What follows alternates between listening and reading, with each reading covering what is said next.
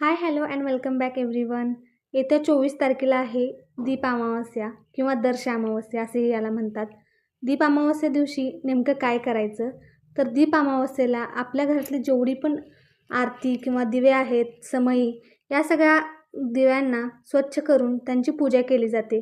ती पूजा कशी करायची? एका पाटावरती हिरव्या कलरचं किंवा केसरी कलरचं कापड अंथरून त्याच्यावरती अक्षता ठेवायच्या आणि नंतर आपल्या घरात जेवढे दिवे आहेत त्यांना स्वच्छ करून त्यांची पूजा करायची. हळदी कुंकू, त्याचबरोबर तुम्ही दुर्वासुद्धा वाहू शकता, फुले वाहून त्यांची पूजा करायची. पण त्या दिवशी दिव्यांना प्रज्वलित करायचं नाही, कारण तो एक दिवस त्यांच्यासाठी सुट्टीचा दिवस असाही आपण म्हणू शकतो. त्यांना विश्रांती द्यायची असते त्या दिवशी. त्याच्यामुळे ते दिवे किंवा पणती आपल्याला प्रज्वलित नाही करायची. त्याच्याऐवजी आपल्याला कणकीचे दिवे बनवायचे आहेत. कणकीचे दिवे बनवत असताना त्या कणकीमध्ये मीठ न घालता त्या कणकीचे दिवे बनवायचे आणि त्या दिव्यांना प्रज्वलित करून जे आपले घरचे समई किंवा दिवे आहेत त्यांची पूजा करायची असते.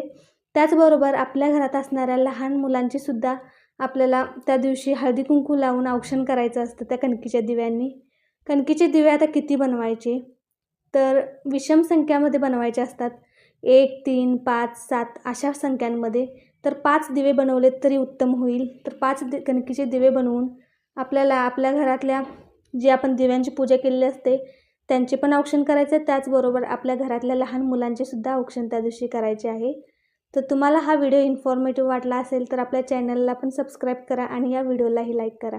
चला भेटूया परत नेक्स्ट व्हिडिओमध्ये. Till then take care. Bye bye.